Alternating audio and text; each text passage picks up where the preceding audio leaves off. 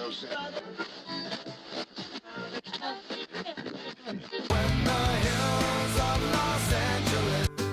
Angeles, I'm in most Hollywood nights. She goes to California, oh, California. What you say about Los Angeles? LA got the people saying,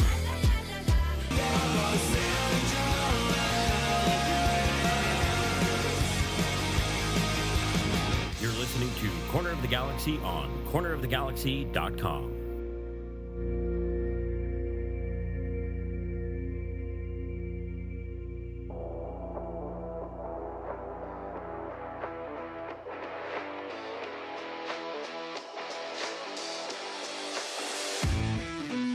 It's time for another episode of Corner of the Galaxy from the Box, the show that gets you behind the scenes of the LA Galaxy and into the minds of soccer reporters and MLS experts. Your hosts for the day are Corner of the Galaxy's Josh Guesman and LA Times soccer reporter Kevin Baxter. Let's start the show. Hello, everybody, and welcome to Corner of the Galaxy from the Box on cornerofthegalaxy.com. I'm your host, Josh Guesman, coming to you on a Monday, November 6th. LA Galaxy deep into offseason now. Just starting to stretch their legs as the MLS Cup playoffs get played all around them, so that's been fun. If you got to watch any of the playoff stuff, we'll have some thoughts on the playoff format. Certainly, LA Galaxy say goodbye to Chicharito, which all of you know, but we're going to get caught up on all that as well. We're going to talk about Riqui Puig. We're going to talk about Greg Vanney. And of course, maybe some ballots and some other things we can certainly talk about here now that we are firmly planted in the offseason. To do all that, we're glad to have him back. And by the way, I think it's been about a month since the last time we did one of these shows. Please welcome back to the show, Mr. Kevin the Panda Baxter. Kev, how you doing, bud? Hey, and the graphic at the start, it said season 15. Are we going into season 15 or coming out of season 15? So this is coming out of season. It's coming out of. I don't change seasons until the calendar changes, because that's easy for me, right? Because when do we start the 2024 season, right? Technically speaking, now, but I don't want. It's not. We can't say we're season 16 because realistically, the podcast didn't start until the other side of the calendar whenever we first started. So right now we're in 15. It's like daylight savings time. It's like really confusing depending can we on, not, and let you know the secret inside. Can we not talk about that? Because all I've been doing today is staring at the clock going, what time is it? And then remembering when I lived in Arizona and we didn't change the clocks and nothing happened and it was wonderful. Once again, dark outside. Yeah, my yearly plea here, Kevin, is stop changing the clocks. Just leave them alone. Nothing happens. You won't change a single dang thing. If you want to adjust start times on your own, feel free to do that, but stop messing with my circadian rhythm. Anyway. Well, yeah, I mean, it's really hard. We have a dog, and it's really hard with a dog because they don't know time. It goes by the sunrise and sunset. Kids and it's don't like either. Dark, and he wants his food and his night walk, and it's like it's only 4 o'clock. Yeah, it's messy. Kids are the same way, by the way. I would like to point out, can't tell time, doesn't know. My son thinks anything that's over 2 minutes. Whenever he goes, how long is it going to take us to get there? And if it's over 2 minutes, he will complain, saying it is too long. If it's 2 minutes, he's like, okay, I'm fine. So we just, every time he asks how far away something is, we just tell him 2 minutes, which is totally going to mess him up for a very long time. We drove for 2 hours, and he goes, how long? We're like, 2 minutes. He's like, okay. And then he sat there. He's like, how long? We're like, 2 more minutes. He's like, okay. And then he kept oh, guys, it feels like it's been longer than 2 minutes. Nope, just 2 minutes. So yeah, that was wow. Good times, right? Yeah, I know, messing up children. That's what parents do, right? Family Protective Services are on their way to your house right now. Somebody, Philip in the chat room would like to remind you the LA Galaxy still 13th right now. Until we flip the calendar, they're still in 13th place. Stayed in 13th place. So season 15, 13th place. Man, I like it. It's a good time. So how have you been, sir? I've been working. I went to Seattle with Angel City. Do you know that it's been since 2011 that a team from Los Angeles has won a soccer team from Los Angeles has won a playoff game in Seattle? Wouldn't surprise me, because that's a tough place to go. And I remember back in the glory days of the LA Galaxy under Bruce Arena and everybody going up there and playing some pretty exciting games. But even when you do that, the famous Juninho game, if I remember correctly, where Juninho scored and put the LA Galaxy through, was a tie game, not a win. No, I stand corrected. 2010. I'm looking at it now. In 2012, they advanced. They swept Seattle on aggregate, but they lost the game in Seattle. In 2014, they split and they lost in Seattle. Okay. They lost we're talking about the Galaxy now. They lost the 2009 MLS Cup final there. I was at that game. At a neutral site. Yeah. I was at that game. Yep. Sitting about one row off the field over in the corner. Absolutely. Was there for the entire thing. The last time the Galaxy went there, I think, was 2015. And then 2019, LAFC was eliminated in Seattle, and now Angel City. So Lumen Field is a house of horrors for LA soccer teams. It sounds like it. How was your Halloween, by the way? I mean, we haven't had a show since Halloween, so might as well talk about that as well. We bought about 250, 300 pieces of candy and had 50 kids come by. So so you still have plenty of candy? Stop by still Kevin's have right now? Plenty of candy, yeah. Come on by. We were telling kids, take a handful, take as much as you want. That's I always know it's getting later in the night whenever my mom starts going to that one. We always go over to my mom's place, which is a hub and a hive for kids all over the place. It was busy as usual. I think my mom gave out like 200, 300, 400 pieces of candy, something like that. So we figured we had 200, 250 kids come overall, but there were thousands of kids out and around my parents' place, which is only about 7 minutes from here. So hopefully everybody had a good time. I will say we made a mistake this year, Kevin, and it was a big mistake. My son wanted to collect candy, and he did it, and he was with my nephew and my niece as well. But my nephew and my niece kind of timed out a little early on it, and so my son usually likes to go pretty hard at Halloween. He just wants to go house after house after house. He likes collecting candy. He likes getting it. It's a big thing. Well, whenever they quit, he was sort of like, well, I don't want to be left out, so I want to quit too. So we only walked home with like maybe 12 or 15 pieces of candy. I mean, it's hardly worth the effort. Right? Exactly. I'm like, we should have taken some from my mom whenever we were there, and I forgot that part too. So really, I've had like 3 pieces of Halloween candy that I've stolen from him, and that's about it. That's underwhelming as far as I can't trick or treat anymore. That's why you have kids, to steal their candy. I don't understand. I missed out this year. I didn't get a lot of candy. So come on over. I got a lot. That's good. We're obviously, MLS Cup playoffs are going on right now, and we sort of talked about that a little bit. Now, I have a chart, and I'll bring it up, but it's already out of date because up to my knowledge right now, Houston and RSL are now tied. What minute do you have? Well, they're waiting for extra time now. So they're going straight to PKs, though, right? So it just goes. Yeah. So they are in penalty kicks now, Houston and RSL. Kevin, you wanted to talk about this format, though. Before we get past the penalty kicks, it's interesting. Someone pointed out the other day, penalty kicks are usually you go to extra time, and then penalty kicks decides who advances, right? Like in the World Cup or wherever. Right. This is the only playoff format, I think, maybe in the world where penalty kicks does not decide who goes on. It decides who gets eliminated in the case of the Houston Real Salt Lake game, right? If Real Salt Lake loses penalty kicks, they're eliminated. Right. Which is what happened to New York Red Bulls, right? Whenever they were playing against Cincinnati in that second game. But if Cincinnati had lost and the Red Bulls had won, all it means is that there's another game. So only one team can be eliminated in penalty kicks in this format. And this is the stupidest format. It's so stupid, I forgot that they used to have this before 2002. They used to have a best of 3 back at the beginning days of MLS, which we try to forget because remember that's when they had the penalty kick decider that started like at midfield and there were no draws and they wanted to make it a fully American sport and it really wasn't embraced. It seems like they're going back to that. The best of 3 format, I simply don't understand why we need the third game. And here's my argument. If you want to have a home game for every team, which I think is a great idea, right? Because a team that finished as 7th or 8th, their fans, their supporters have been with that team all year. The team made it. They deserve a chance to play before their fans at home. I agree with that. But just have a home and home like we used to. A 2-leg thing decided on aggregate goals. Instead, we have 3 legs. I don't understand the reason for the third game. And I don't understand the reason for the aggregate goals. As someone was pointing out, if you have the first game, say you win 7-0, right? And the second game, you lose 1-0 on a own goal in stoppage time. Clearly one team is better than the other team, but you're going to a third game. Why? You can settle everything in 2 games based on aggregate goals. And the series that we've seen so far, Cincinnati advanced in 2 games. They didn't need the third game. LAFC, the same. Sporting Kansas City, they also won by 6-2 aggregate goals. Only Seattle, Dallas so far, and now maybe Houston and Real Salt Lake. Yeah. But so far, only Seattle, Dallas has needed a third game, and Seattle would have won that series on away goals under the old format. I just don't understand the third game. And another thing about it is because, again, MLS cannot schedule around the international break, and And the way this format is set up, LAFC having eliminated Vancouver in 2 games, they will go, and then coming into the international break, they will go 3 weeks without a game after averaging a game every 4.8 days during the regular season.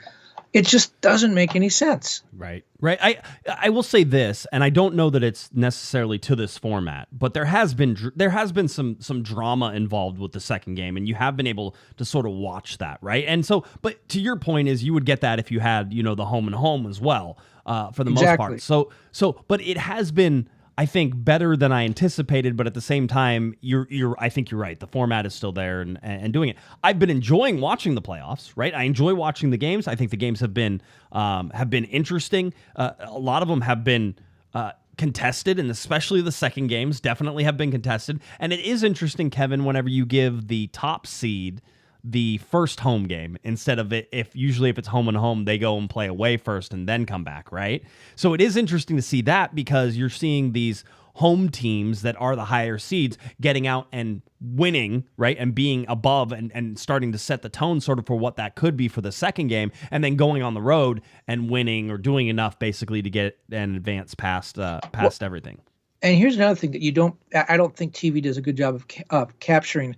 LAFC's first game, which was the first of 3, really decides nothing. That first game decides nothing. If you win the game 100-0, it doesn't matter. You're going to maybe have to play 2 more games. So it doesn't decide anything.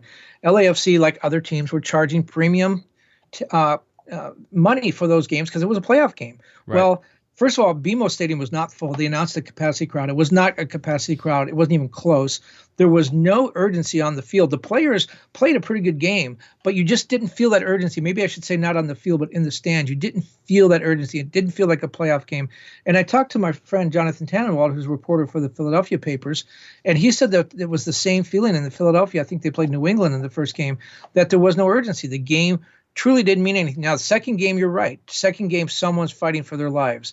And you've seen some really good games. You see Dallas came back against Seattle, played a really good game. You've seen RSL now in this game. So there's been some good second games. Vancouver played really well against LAFC in the second game. But the first game, it's almost like it doesn't decide anything. And the players know it doesn't decide anything. And they try to get through that game and get on the next round and make sure no one gets hurt. Yeah, that's what it feels like. I understand, and I sort of see it. By the way, I'm watching the penalty kick shootout. Houston. Are you? I got on my phone. Yeah, I'm watching the actual video feed. Houston tried to go down the middle, and Zach McMath for RSL didn't move. And just blocked the ball. And then they called him saying that he stepped over the line, that he came off the line too soon. But then that went to VAR, and they looked at it. No, he didn't come off the line too soon. It was fine. So the first one missed by Houston, and RSL now getting a chance to come up and take it. And we're going now. Okay, so why is this happening? MLS won't say, but it's clear, I think, to most observers that this is a way to get more content for Apple TV, more revenue. Even if a lot of people don't watch the game, if there's some advertising revenue, you get some viewerships, you get people to check it out. And you're right. I mean, if you got nothing going on, you're just sitting at home and you don't want to watch another episode, a repeat of The Office, you'll put the game on. I get it. But, again, we're going back to the best of 3, which was a failed format when MLS used it the first time. We're deciding these games now on penalty kicks, not aggregate goals, which goes back to the original concept. Let's Americanize this game. We found out that didn't work. People came to soccer because of what soccer was. Right. You don't go to a baseball game and hope that a cricket match breaks out. You go to a soccer game to see soccer, and soccer is played in a different way. Aggregate goals, all that kind of stuff. That's the generally accepted way to do it. If you have a way to improve it, great. I don't think this improves it. And to have a team's season end on penalty kicks after they play a meaningless first game in a playoff series, I don't know. It just doesn't feel fair. Yeah, but I mean, that can happen if you have a tied aggregate as well, right? But usually there's extra time that's involved and then penalty kicks, right? Whenever you have home and home, right? There's aggregate score. Sometimes there's away goals. Sometimes away goals. I mean, basically Europe has said away goals don't work either, right? And so they've gotten rid of some of that. So maybe you don't have that anymore. I mean, there's always a chance you can do something different and things. I mean, you say, you don't go to a baseball game and hope a cricket game breaks out, but we all watched Banana Ball earlier this year, right? Where the bananas were out there playing some goofy style of baseball, and it had some entertainment value. I'm not saying it's the same as baseball, but it had some entertainment value. If you go and look at the MLS All-Star Game, they bring back goalie wars every once in a while because goalie wars was sort of fun, and that was very an Americanized way of doing things. So the first league to ever put white foam out was MLS, right? You remember that? That was the first spray foam league ever, and everybody was making fun of us, right? And then they go and now it's everywhere, right? So, I mean, there's always ways to be innovative and stuff like that. I tend to agree with you. I don't like it. If you want more games, just have home and homes and make that happen. They have a problem with timing with the international breaks and everything else, and that's going to continue to be the case. I mean, it's going to be such a momentum stop here very soon once everybody gets through all of these first round games. Yeah. And here's the problem with that. Some teams will play through the next weekend, and then the international break kicks in, and that's 10 days, and I think 2 weeks before the games resume. During LAFC has 3 weeks. I think Cincinnati now has almost 3 weeks. People forget the playoffs are even going on now. Maybe in the cities where your team is playing, maybe you remember, but the casual fans, which are the ones that the league needs to capture to move forward, they forget the playoffs are going on, and the teams certainly lose their momentum. And I've had athletes in every sport tell me that when you play a full season, and in the case of, again, this is the longest, most complicated season in MLS history, teams playing every 5 days, to take a 3-week break, what happens is, yes, you recover and you get over the fatigue, but you become too strong. So now when you come back, instead of making a perfect pass, your pass misses the guy by 20 yards because you're too strong. You don't want that long break. Can we also talk about, I think one of the major failings of some of this is that I don't think that they have done a very good job, MLS in general has done a very good job of informing the watchers of what is going on in the game. A lot of times the announcers seem in the dark on what is happening during games. And we watched, I watched a whole bunch of different things that were sort of going on through different games. And there were several times where you need VAR. You need VAR, and you need to hear the conversations that they're having during a VAR check. We can't keep leaving people in the dark because the announcers are literally sitting there going, I don't know what happened. I don't know what was called. I didn't see a replay. Like a referee called something and nothing happened, right? And so everybody goes, okay, you're trying to figure it out with them. And even smart, I would consider myself a smart soccer watcher. I'm sitting there going, I have no idea what was called. Not only because I think MLS in its production side of things has done an overall totally crap job this year in getting the right camera angles, telling the right stories during the game, right? Getting all of the correct replays when they're supposed to be done. And I've been talking about that for this entire time, right? But they just get other things wrong. Like right now, they have a graphic up, and this bothered me whenever I watched Cincinnati and New York do it as well. They had a graphic up, and it shows RSL and Houston, and they're showing the penalty kicks being taken, right? Now, in this graphic, it has RSL on the top and Houston on the bottom. Now, why is RSL on the top and Houston on the bottom? Because RSL is the home team. But you would imagine that in a penalty kick shootout, that the team that's on the top goes first. And they've been not doing that. So it's backwards. So if you watch right now how things are going on, you see that, Houston has X number of goals, and then you have to go back up to the top in order for, RSL to go because they're second. That's so wrong, and anybody who has ever watched penalty kick shootouts knows it's wrong, but yet somehow MLS gets stumped on some of this. The production teams get stumped by how you're supposed to list things and when you're supposed to list them. Well, how about stumping the team? So if you watch the Red Bulls Cincinnati penalty kick shootout, you know that when they flipped the coin, they said MLS has already determined what net you will shoot at. Yep. That had to be an Apple TV decision for the visuals or whatever. But the referees told the players this has already been decided, and both teams were like, "What?" Yep. That's crazy. I will say one thing though, that it did sort of, this made sense to me. I heard someone on a podcast talk about it, and then I watched it in the Seattle game, that when a team is losing one of these games, because aggregate goals don't matter.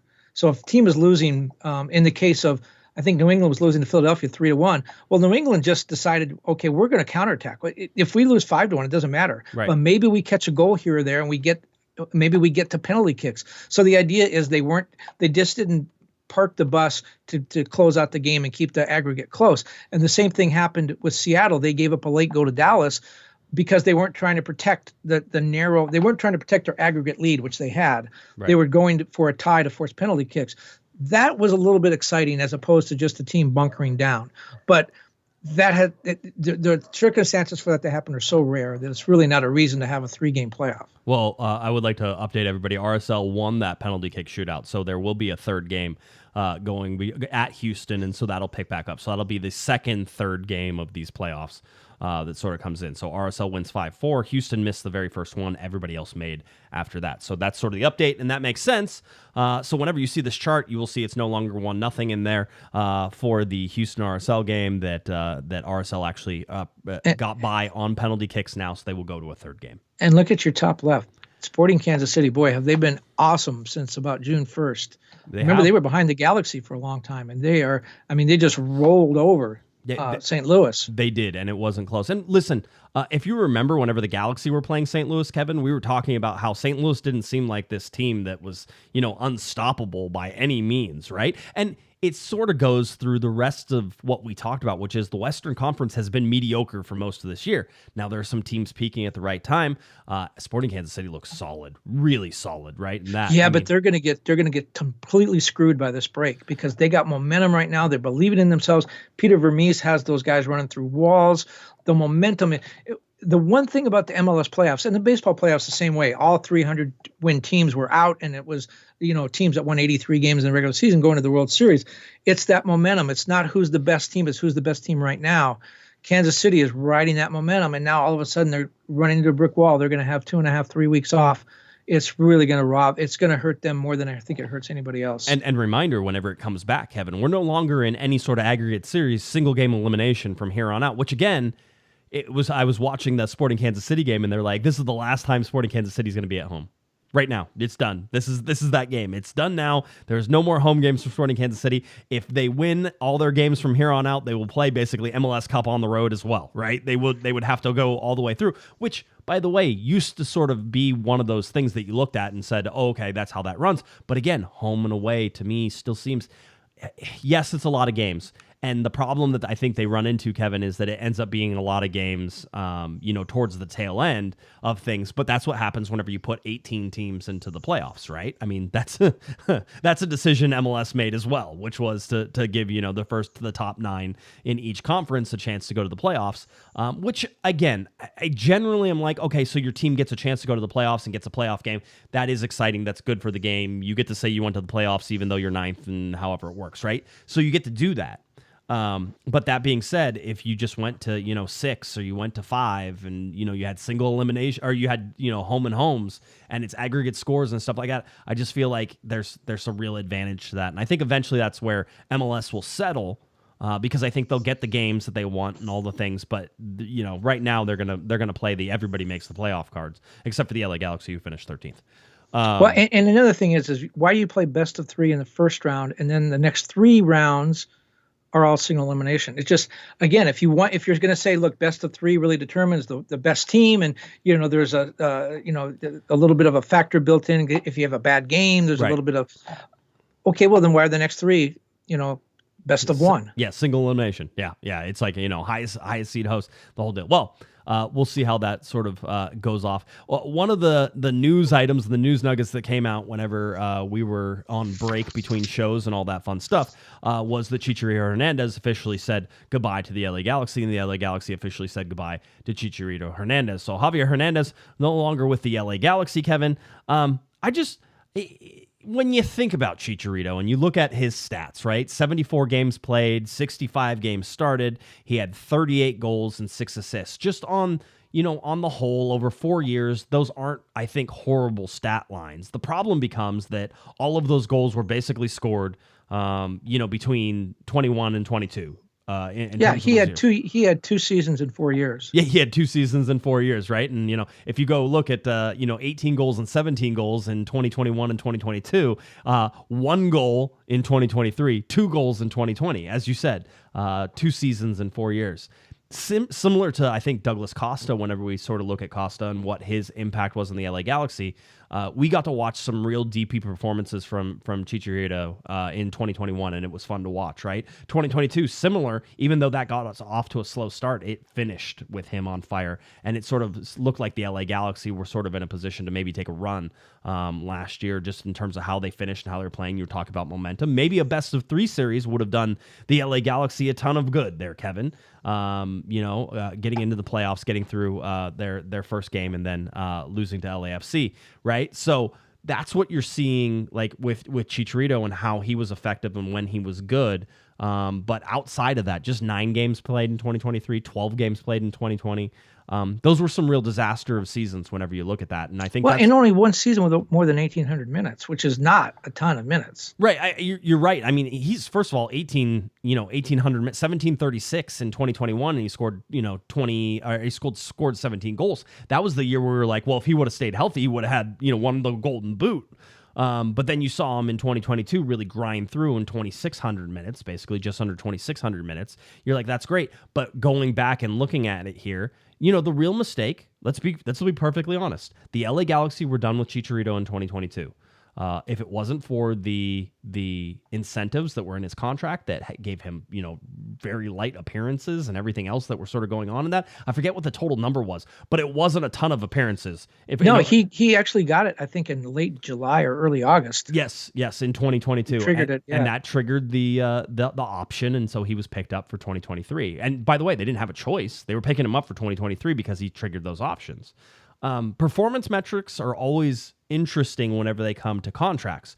If you would like to talk about a contract that maybe I've found a little bit more about, we can talk about Riqui Puig, right? So we have 3 designated players for the LA Galaxy: Douglas Costa gone, Chicharito gone, and now Riqui Puig. Now, it's been my assertion, Kevin, that if the LA Galaxy want to do something with Riqui Puig, they're going to re-sign him to some money, to some more money this year, right? And sort of say, okay, here you go. We'll give you an extended contract and we'll do some things, right?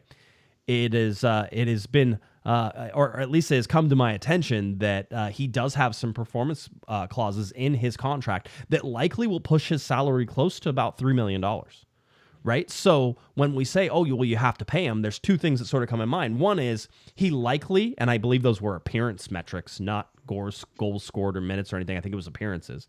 If we look at him and we talk about his appearances that he's made, Kevin, he played in almost every game he was available for last year. So he probably made those appearance metrics no problem. That could escalate his contract all the way up to $3 million. If that does, that also means that he will be a full designated player, which we anticipated him being anyway.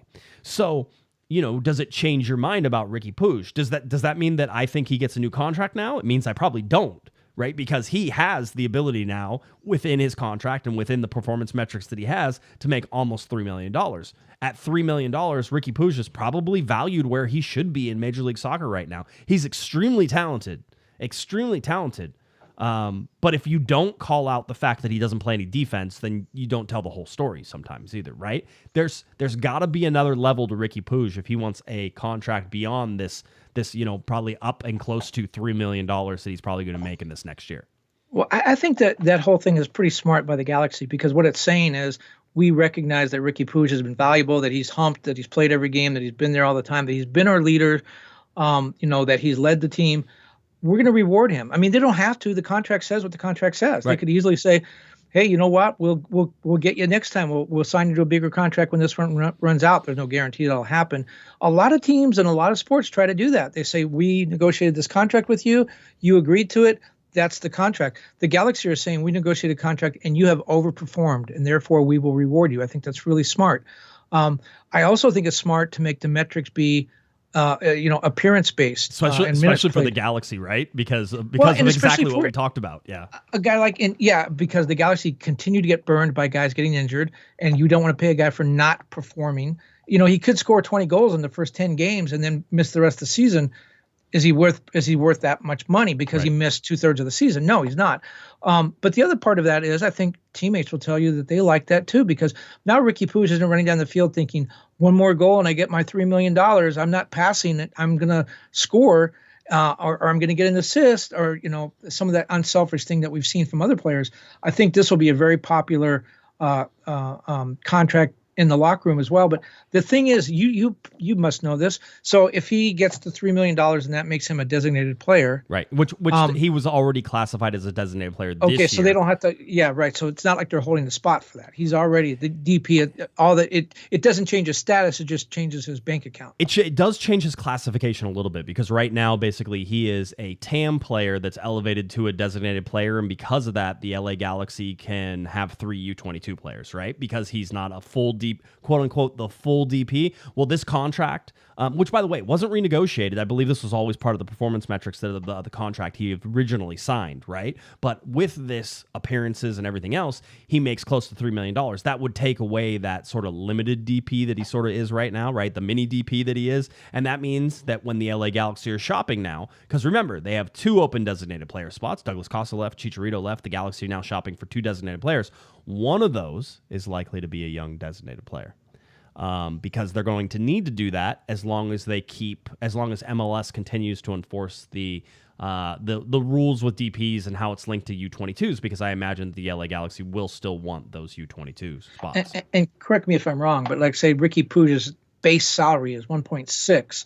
So when the union sends out those figures, his base salary is 1.6, 1.7, whatever it is.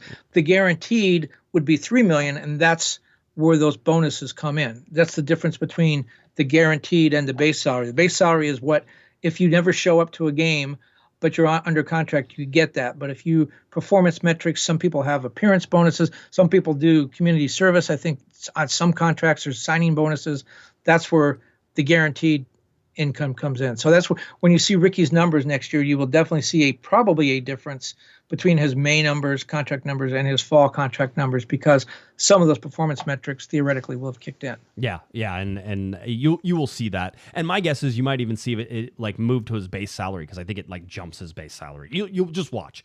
Just expect an increase in there. But that means that my assertion that, oh, well, you have to sign him to a new contract probably doesn't need to happen now, right? He's probably being compensated for what he's doing. It's fair. The Galaxy will probably sit on that for a little bit and not have to renegotiate a contract, although Riqui did make hint to that. Whenever he was in his exit interviews, he was talking about sort of, hey, everybody needs to get together and I want to stay here for a long time. That's going to be up to the Galaxy and my agents and all that sort of stuff. So there's still a hint that he wants a little, cashola being thrown more his way. I just think the LA Galaxy are going to expect to see what he does this next season, because I think there's plenty within the organization that think that Riqui Puig has scraped the surface for what he can do. And that they expect him to be much, much better in this next year. Not saying he hasn't been good, but they think the ceiling is that high for him.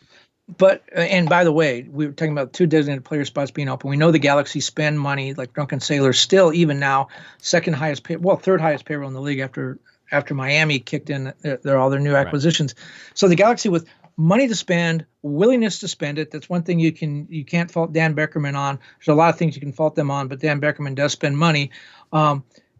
You're going to hear we've already heard some rumors, Guesman is supposedly coming to the Galaxy.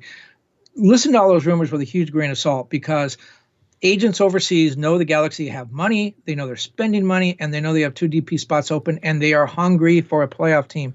So any agent who has a player in Europe that needs to re-sign or is looking for a bonus or whatever, they're going to float the rumor that my player is on his way to the Galaxy. Why? Because it makes sense.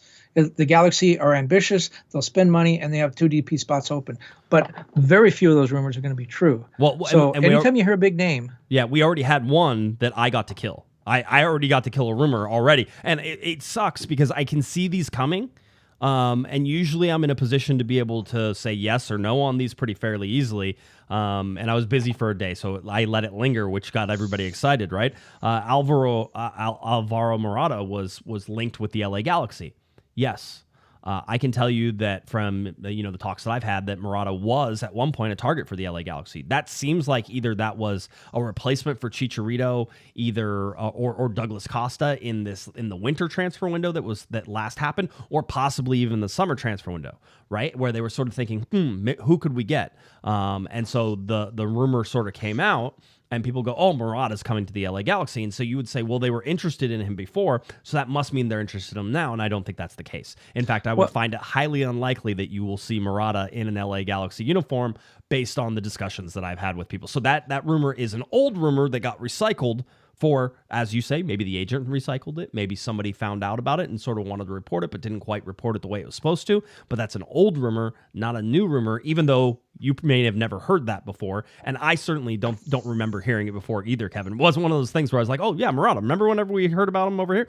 That wasn't one thing. I think it flew under the radar a little bit. See, this happens in soccer because it's a global sport with leagues all over the world, with all kinds of different rules. It's very easy to float these rumors and they never come back to where they started. And I know this for a fact because there was a player in the Galaxy, and I won't embarrass him or his agent, but he was being rumored tied to a whole bunch of European teams.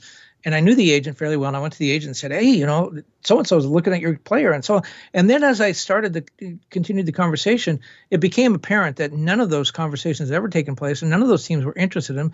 And the agent had just called friendly reporters or sent out his own social media tweets saying that his player was being talked to by these teams. The teams aren't going to deny it because it gets them on the wrong foot with the agent. The agent told me, don't you dare knock down this rumor because it makes my guy look good. Right. And so they're just out there. And, you can't say, well, Sporting Kansas City is going to sign Cristiano Ronaldo. That one's not going to work. But if someone said the Galaxy or in Miami were interested, you might believe that a little bit, even if it's not true. So you really have to be careful with these rumors. But that Cristiano Ronaldo one was true, though, right? It was Sporting Kansas City who tried to go out and get him. That was they have the discovery rights. Ooh, all right. Love MLS. Gotta love it. It's one of the best. But discovery rights on Lionel Messi. Right. Well, I mean, we found this guy. He's really good. Dibs, it's like whenever you go to the car and you want to sit in the front seat, shotgun, let's hurry up and get out there. Where'd you find him? We found him in the World Cup final. Yeah, we were left no rock unturned. He was, that's right. He won major awards. TV, and there he was. Yeah, exactly. So anyway, just wanted to again throw that rumor there. The other one is sort of what I think we talked about with Douglas Costa was that Douglas Costa was never coming back. The whole I chose not to return to the LA Galaxy thing was ha ha ha ha ha. He was never coming back. I'm like, what is going on here? Well, he said at his exit interview, I'm open to coming back, and then all of a sudden the Galaxy said, no, you're not. And then then he's like, I was never coming back. I was just fooling. That's why I pulled one over on you guys. I think whenever I was telling people which exit interviews to watch, because I put the full 3 hours and 22 minutes up on YouTube, right? They're all there. Like, I want those there forever. The LA Galaxy did a tremendous job getting us those. You get to hear every minute of every one. And it's one of those things. Is it for everybody? No. But if I had to sit through it, then you had to sit through it. But we can all be upset at Douglas Costa for wasting our time. Because if we had known he wasn't coming back, the questions would have been different. Would have been a much different interview, right? But instead he's like, oh, well, we got to sit down and think about it. I guess 2 hours worth of thinking was all they needed, right? It's like this was already decided. That may be an issue, but I'm not bagging on this. I think Vicky Mercado, who's the head of communications for the Galaxy, and Kevin Acevedo, who's listening right now as he's training for the Tour de France, did an excellent job. We have complained in years past about not having access. This time we got every player for as long as we wanted. Yep. It was almost very well done. We didn't get Chicharito. We didn't get Chicharito. We didn't get Bond. Well, I'm okay with that. I'm okay with missing on some. I'm okay with that. And by the way, where does Chicharito go now? We know we know Costa wants to go back to Brazil. Where does Chicharito go? Does he wind up back at Chivas? No, Costa wants to go to AC Milan. That's where he went. Oh yeah, he was like, that's where I want to finish. I want to finish in Milan. I want to finish in Italy. Chivas, I think, is where everybody is predicting that Chicharito goes. I don't know where. It'd be nice, kind of nice circle. It would be a nice circle. And by the way, maybe I said this with Douglas Costa. I have no ill will towards Douglas Costa. I found him to be, as engaging as sort of you expect for some of those guys. Chicharito. I think we sort of talked a little bit about him as well, even though we were saying he was going to be gone, but now officially, I'm going to miss covering Javier Hernandez. That was enjoyable. I always enjoyed it. It was always different. I may have gotten tired of him not wanting to answer our questions in the way that we wanted to do it, but his answers were always entertaining. So I don't, it's sort of one of those things. It's like, I don't need to ask you a question every time because I know you're not going to answer it. Answer what I want to talk about. You're going to answer what you want to talk about, which is cool. That works, right? The whole deal. But maybe that's a defense mechanism for him. He just always talks about what he wants to talk about. I rarely found that he would answer a question head on. But Sophie asking Chicharito a question, that was next level. How will you know? I will miss that, right? You will miss those interactions and that type of thing. So Chicharito. So now the Galaxy are out there.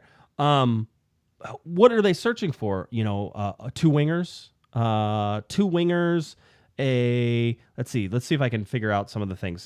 Two wingers, a striker for sure, right? You're gonna have to fill in those with your senior DPs and your U22s and all that stuff. I mean, one is, I want to caution people, sometimes I think we give Will Kuntz too much credit for everything, right? He's not always in charge of everything. But two is, this is where you let Will Kuntz cook. This is why you brought him on. This is the wonder kid from the Yankees, right? This is the guy who's going to come in now, and he's got these spots to fill, and he's going to start doing his little numbers and running his little spreadsheet. I have no idea if that's what he does. We should get him on the show and actually ask him. Do you run numbers and have spreadsheets? Do you do that yourself? Do you type them in? Is it Excel? How does all this work? But he has a system that works out, and this is how they go out and they have to identify these guys. This is the entire scouting side of things job, is to fill these spots. What is the timing on those spots, right, Kevin? Because you and I could certainly make an argument that perhaps the LA Galaxy start the season with just two designated players and they only bring in one designated player at the beginning of the year, and you go out in the summer and you get your second one. Greg Vanney has already said he wants everybody in camp before it starts, doesn't want to wait, wants all their visas done, wants to have this team put together. Let's see if they can pull that off, because they haven't been able to do that. I'm with him because he gets burned on that every single year. Remember, Tyler Boyd was just hanging around forever. And then before that, Costa came in. I don't know how late in the preseason. Greg Vanney is absolutely right in that. But I'm gonna be interested to watch. I don't think this. I think we're going to. The perception is going to be, the public face is going to be that everything worked out great and everyone was on the same page. I'm not quite sure they are, because I think Will Kuntz really is interested in what he calls the Atlanta model, which is, young players from South America, Central America, where he thinks that it's more cost effective. These guys are young, they're ambitious, they want to go to Europe, they want to come make their mark here. He's talking about people like Almiron, that'll come up and play well. He had that at LAFC with Diego Rossi and just a ton of players there. I think that's the model he wants. That's traditionally not the Galaxy model, and you have people like Jovan Karofsky who've come up under that other model, where they want to look for players in big European leagues and sign those guys, maybe a little bit past their prime.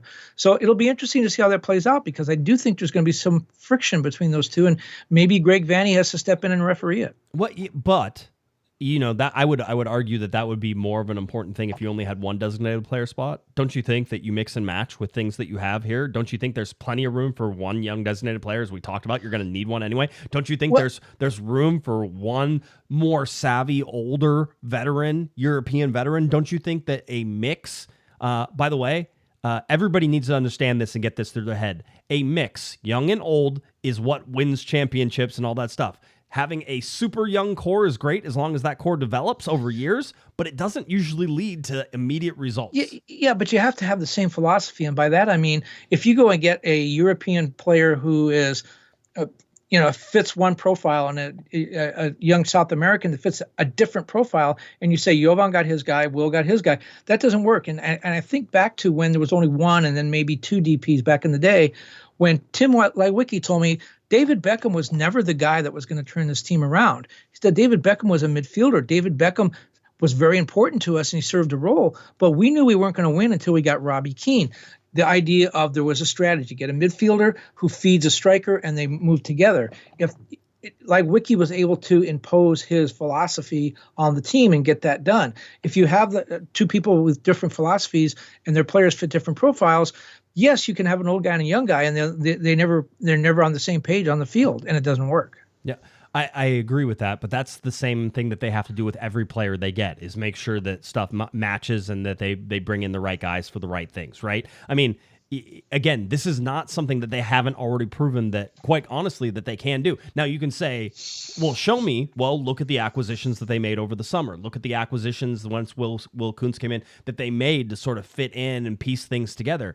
There have been puzzle pieces being put together. The Galaxy have no transition defense. Expect that to be addressed, right? The LA Galaxy, Riqui Puig doesn't play defense. How are you going to address that, right? One, Riqui Puig needs to play more defense. Two is that you need to do something to support him, right? The LA Galaxy probably going to go out and keep Tyler Boyd, something like that. They're probably going to get a DP striker, whether that's a young DP or a DP. They're probably going to get two more wingers. They're probably going to go. I mean, you can go out and see how the pieces fit, but when you look at it, and we've talked about it, 17 of 32 or 34 players basically up for grabs, but we all know that I would expect more or less the majority of those guys come back, right? Because you're not going to have 17 new players. I think you're going to have 7 or 8 new players, right? That's where I sort of think that the sweet spot is. Now, having said that, you're probably going to have at least 2 new starters in there, right? Maybe 3 new starters that sort of come in, and then you're going to have to fill in and create depth and do all the things. Now, if everybody gets healthy, depth sort of restores itself once again.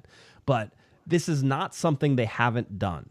And so I don't want to sit there and say, oh, well, they don't know how to, sort of compete with their interests in the 2 different models. And maybe there are 2 different models. Maybe there aren't 2 different models. Maybe everybody understands that you need guys, and Greg Vanney was screaming it he wasn't. But like, if you listen to him, he really beat this point home during his exit interview, which is we need people who are going to be in games, right? We need people who are available. We need people who are healthy. All of our DPs are going to be run through this. Can you be available for us on a regular basis? So injury-prone players and possibly older players, not so much in anymore, right? Right, Kevin? I mean, to your point, that's what Greg Vanney is saying. Now, how many players appeared in all 34 MLS regular season games for the Galaxy? 1. Tyler Boyd. Do you bring? There's some interesting questions. Tyler Boyd. I think he deserves to be brought back. I think he deserves to be brought back at a raise. He's not a DP. Do you bring back Caligari? Do you bring back Caceres?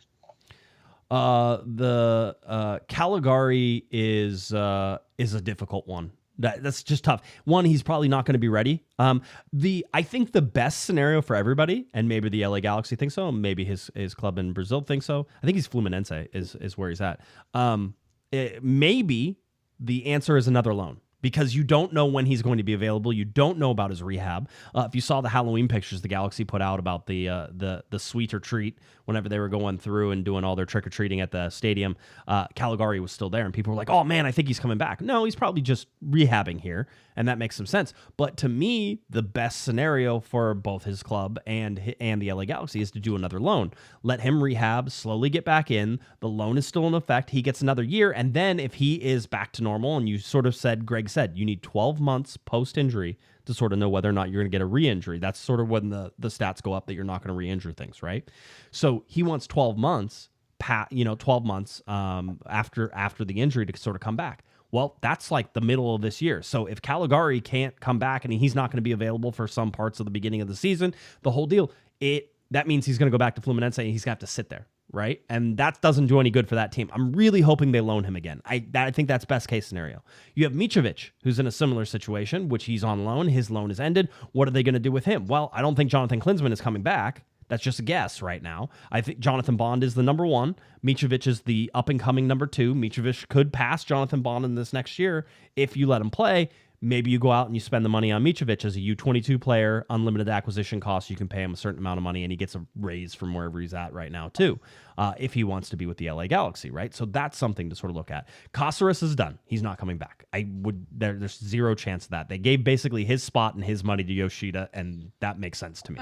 I don't think the Galaxy spends DP money on a goalkeeper, but I think that's an area that they're going to have to look at. I mean, they gave up 67 goals. Yes, the back line was a problem, but they gave up a league-high 67 goals.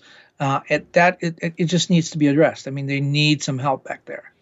I mean, I can tell you that for the most part that it's definitely a transition defense problem and not a Jonathan Bond problem, but I think he has problems with distribution more than anything. And if he gets a good defense in front of him, I think that he's one. They already showed that his stats, he was among one of the better goalkeepers this year in terms of his rebound from the year before, right? So you're sort of seeing where he's being put at. I don't think he's a great goalkeeper. I think he's very middle of the road in terms of a lot of things. But I think if you want to spend money and do stuff, spend it on transition defense, spend it on the midfield for the guys who are protecting the defense, spend it on the defense. That'll get you a better goalkeeper.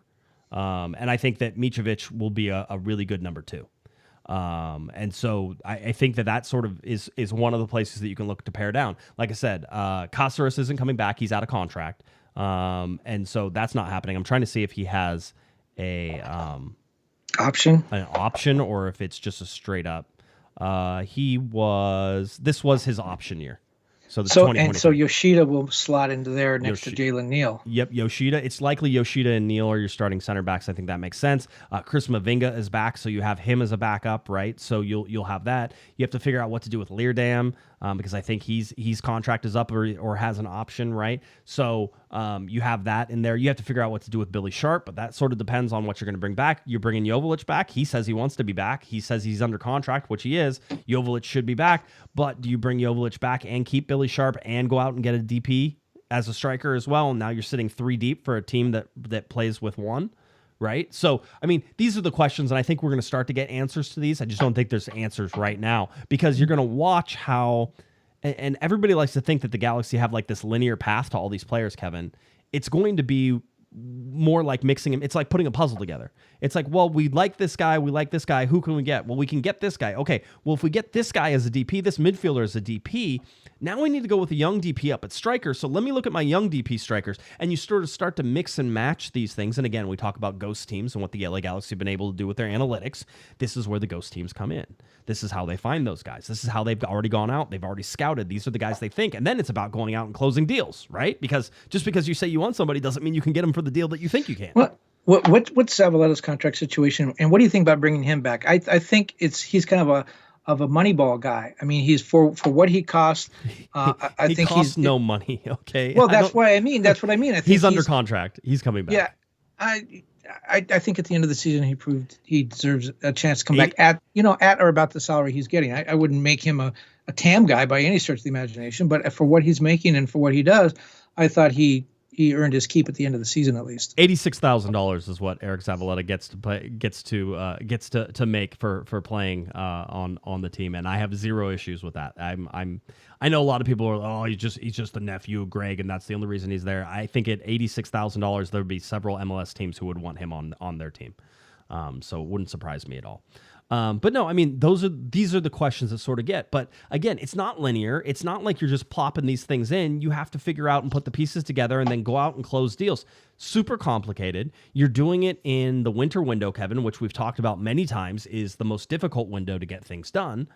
Just because it's middle of the season and sometimes guys don't want to leave their guys. And if guys are leaving, it's either because their contracts are coming up and they're not wanted anymore, because if a guy's wanted, a lot of times teams will just be like, we'll play with him for the rest of the year and then you can go somewhere in the summer, right? Or, it's hey, we'll let him go because, he's not starting and he's not playing. And so then you sort of have to find value in some of these guys. So that's sort of where I sit there and sort of look at all this stuff. Again, I think depth will be found within this Galaxy team. We talked about depth being created over the summer, and then everybody continued to get injured, and there was no depth anymore, right? So if you have to start your depth, you're not going to have depth anymore. That's sort of the thing. So that's sort of where I sit. Is there anything else you want to talk about? Because we don't need to hang around forever tonight. You had your ballot that was sort of coming up. Yeah, right? I wanted to know what you thought of that. For MVP, everyone's talking about Boanga and Almeida from Atlanta. I went with Lucho Acosta of Cincinnati. It's Acosta. 17 goals, second in the league, and 14 assists, third. The coach of the year, that was a tough one. My heart said I really wanted to vote for Pat Noonan, but I had to go with Bradley Cornell. I mean, Pat Noonan had Cincinnati. They won the Supporters' Shield, but he'd been there already a year. This guy had a expansion team. It was building it from scratch. Didn't have the long run up some other teams have had. So I went with Bradley Cornell. You would have went with Noonan. Yeah, easily. Okay. Easily Noonan. You had a team that won back-to-back, or was it 3-time Wooden Spoon winner? Was it back-to-back Wooden Spoons? And they come out and they go and win the Supporters' Shield. Pat Noonan. But a big part of that was the general manager too. You overthought it. It's Pat Noonan. You overthought it. It's okay. Goalkeeper, a guy, Stephen Fry, had a great season. It wasn't even a finalist. He led the league in clean sheets. So with the guys that were on there, I went with Roman Berkey of St. Louis. Yeah. He has not been that same. That whole team has not been that same team for like the last 3 or 4 months. I feel like, but the way they play, where they give up possession, he was second in the league in saves, was first in the year in saves for most of the year. And as you said, everything kind of fell apart at the end. But for the way they play, they really relied heavily on their defense and their goalkeeper. So I thought he was goalkeeper of the year.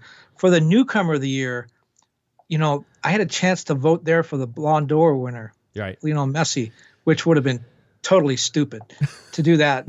How can you give Messi That's like having newcomer? discovery rights on Messi. Yeah, and he gets newcomer. No. So I went with I don't even know how to say his name. Giacomakis. Yeah. From Atlanta. He won. He won. Yeah. And he was named it's Georgios Giacomakis is how I'm going to go. Yeah, that's me. I don't know if it could be different. If it was between you and me pronouncing a name, who would you go with? Yeah, me exactly. Yeah, I would exactly. win that. And then Thiago Almada was the young player of the year. Is that who you voted for, or did you not?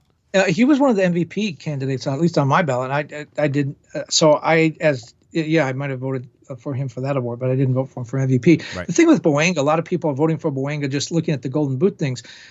He scored a ton of goals, but there were a lot. He scored them in bunches. Yeah. And there were a lot of games. That whole summer stretch where LAFC was really doing poorly and losing a lot of games, he was absent. He was playing, but he wasn't scoring. Right. And if you're the most valuable player, I think you need to be there when your team needs you.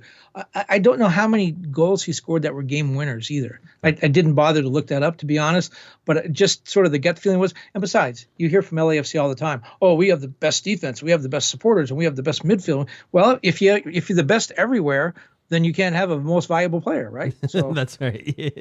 He can't. How can he be so valuable, right? It's everybody else, right? Yeah. So, Yakimakis. Somebody's saying they're thinking it's Yakimakis. That could be. They're going there. We'll see. I can say Georgios. Yeah, and just that guy. That's all you have to say. That guy over there with the long name. It's fine. He'll be okay. He'll take, I'm sure, the bonus to whatever came with being newcomer of the year.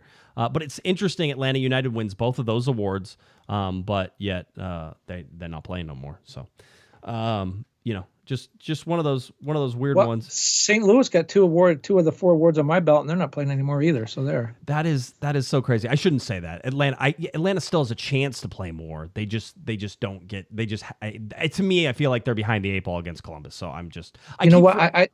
Team is. I think that team is poised to take off. Gar Lagerwey is their new general manager. Came over from Seattle at the beginning of the season. He's a guy I think is just great. He's built winners everywhere. I think it was Real Salt Lake he started, Seattle. Yep. He's been a winner everywhere he goes. He's really sharp.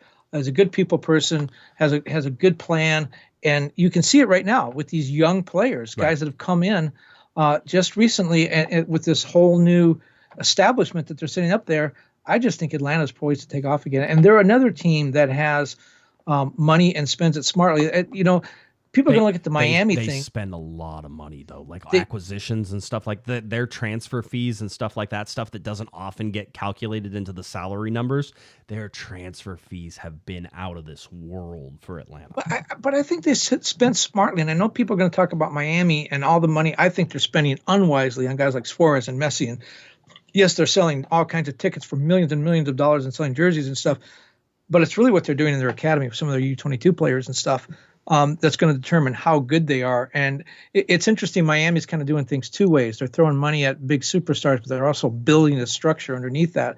Atlanta's also doing that as well, but they're just not spending the money on the big superstars. Well, this is what it's like to be in the off season here, Kevin. We get to scrape and scratch for little bits of information. The good news is that I'm sure the rumors will be heating up. Somebody asked after I shot down the previous rumor with Murata, they were like, "When are we going to get some real?" I'm like, "They're coming. The real rumors are coming. Relax. We will get them, and then we will know because we will talk to people and we'll suss them out and we'll shake them through. The sieve. That's what I feel. I feel like I'm almost like panning for gold a lot of times. Nope, that's a bad rumor. That's a bad rumor. Just let them wash away in the current, all these bad rumors, and then at the bottom you're going to find your little golden nugget and be like, okay, that's a real rumor. That one's real. Well, you know why though? It's not going to heat up until at least the beginning of next month, because if you're looking at taking players from European teams or even some South American teams, they're going to wait till the January transfer window. They're determining right now, it's just like it happens at the baseball trade deadline. Are we in it? Do we have a chance to win? If so, we got to keep our guys. Hey, is this going to wind up being a rebuilding year? We're going to finish mid-table. Right. We're not going to get relegated. We're not going to win. We're going to be mid-table. Okay, let's start getting rid of some guys and start getting some money that we can spend going forward. Those teams haven't decided that yet, so we don't know who's available yet. Yes, there's some guys like Guesman is probably going to be going somewhere. Doesn't mean he's coming to the Galaxy, but for the most part, the kind of guys that I expect the Galaxy to want, valuable guys, their teams don't know whether they're going to give them up yet.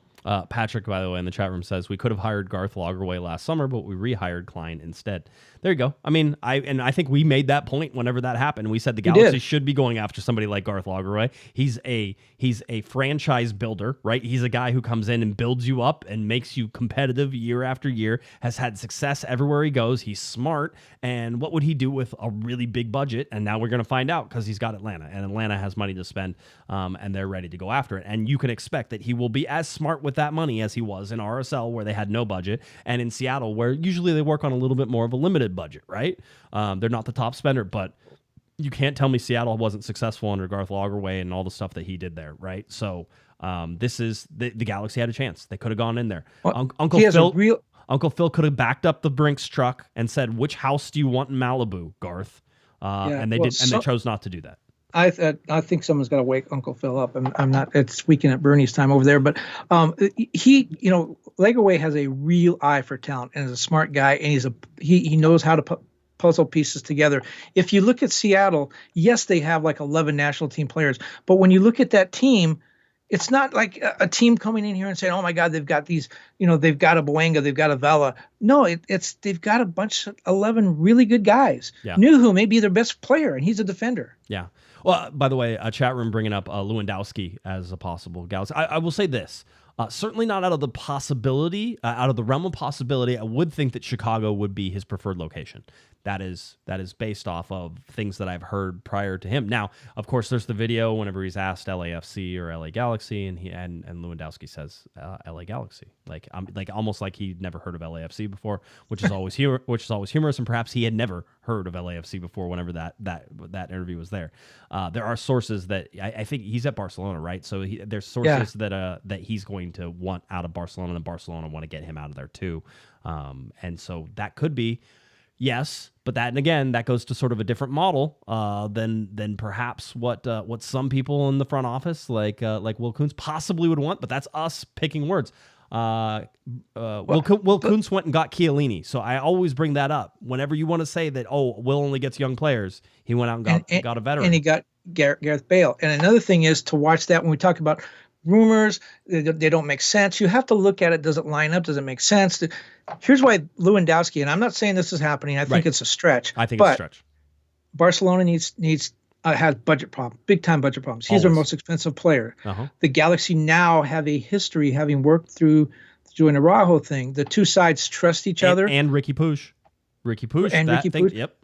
The two teams know each other. They trust each other.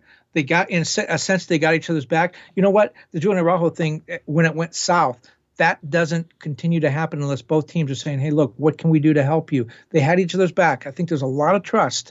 I think of all the wild rumors, that one may carry a little bit more water simply because the teams have a history now. Let's just say that in the giant world of plausible and not plausible, that's at least in a realm of plausibility. Right. You used to rank rumors. Where would you rank this one? So see, because I haven't asked about it. I would go based off of plausibility, right? And so plausibility gets you at least 2 to 3 stars, right? You're like, that sits in the middle. That could happen. That's not outside the realm of possibility. It's a position the LA Galaxy want. It's a big name. He has talked about wanting to come out to MLS. His wife wants to be in Los Angeles. We've heard these things before. So it's in the plausible side. Now, if I got to have some conversations with people, I could take that from a 3-star rumor to a 1 real quick, or a 3-star rumor to a 4 or 5-star rumor, depending on the conversations that come out. Well, and then you say, well, how is the Galaxy going to be able to afford that contract? Well, Barcelona's motivated to save money.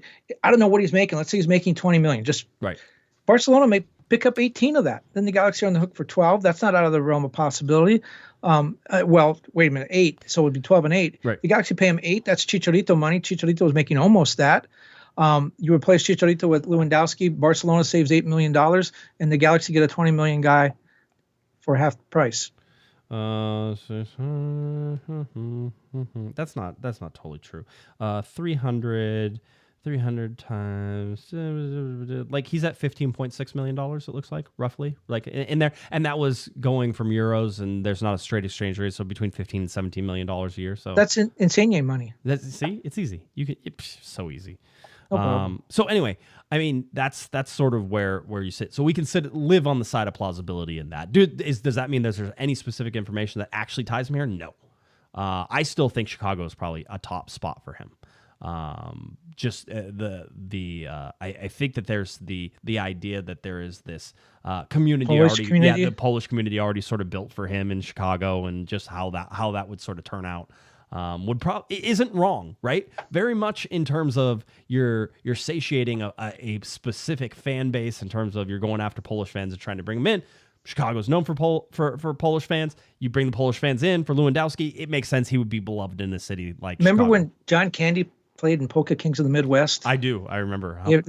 Well, that's why Bastian Schweinsteiger went to Chicago, not the Polish community, this German community. But if you are making a contract similar to Messi's, where you're going to get paid on shirt sales and all that, if you're Lewandowski, it makes a lot more sense, if the money is close, to go to Chicago over LA, because you're going to be a national hero, or a local hero, whatever. Yeah, local hero for sure. You're not going to sell a lot of shirts to Poles in Los Angeles, but you will in but then you can feed a different sort of, you could feed the soccer loving community of Los Angeles. Everybody knows who Robert Lewandowski is, right? So that's an easy one to, like, you can bridge that gap real easy for you there, Kev. And I bet you would have more Polish people here in Los Angeles than you think, maybe even more than Chicago. But by the way, I just will say, since we're on the topic, he's a great guy. I had a chance to talk to him quite a bit through some Bayern Munich connections. A great guy, really super involved in doing charitable things, but doesn't want to ever talk about it, because he just does it because it's the right thing to do. All right. I think we're good. That's sort of where we sit. No show on Thursday, possibly a show next Monday again. We'll sort of see how the news filters down. This is slow. We are expecting LA Galaxy to announce roster decisions eventually, some point here. Some teams have already announced roster decisions, so we're waiting for those.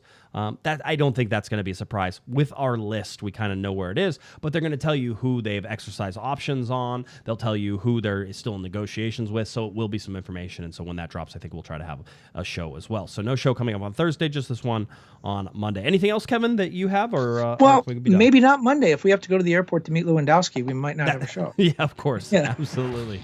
All right, if you're looking for Mr. Kevin Baxter on Twitter, it's at KBaxter11. Head on over to LATimes.com for all of his soccer writing. Please do that. Follow at KBaxter11, LATimes.com. If you're looking for me on Twitter, at Guesman, at Galaxy Podcast, cornerthegalaxy.com. Still doing some remodeling on that, but it'll be back up here shortly. And of course, head on over to all of our Instagram and then Spotify. Everything's at Corner of the Galaxy or Galaxy Podcast. All right. So that's it. Good little, postseason sort of wrap up, talking about some of the rumors. Glad we could have everybody here. Glad got Kevin back on the show as well. We will rock and roll and see you here very soon. So for Mr. Kevin Baxter, I'm Josh Guesman. You've been listening. You've been watching to Corner of the Galaxy from the box on cornerofthegalaxy.com. Have a great one, everybody. You've been listening to the Corner of the Galaxy podcast on cornerofthegalaxy.com. You can follow the show on Twitter and Instagram at Galaxy Podcast. And be sure to check out and subscribe to iTunes, Stitcher, and Facebook by searching for Corner of the Galaxy. Fans, we thank you for listening, and we ask that you be kind and courteous to your neighbors as you leave the podcast. We thank you for joining us and look forward to seeing you again. Until then, I'm Michael Araujo, and on behalf of the entire Corner of the Galaxy crew, goodbye, everybody.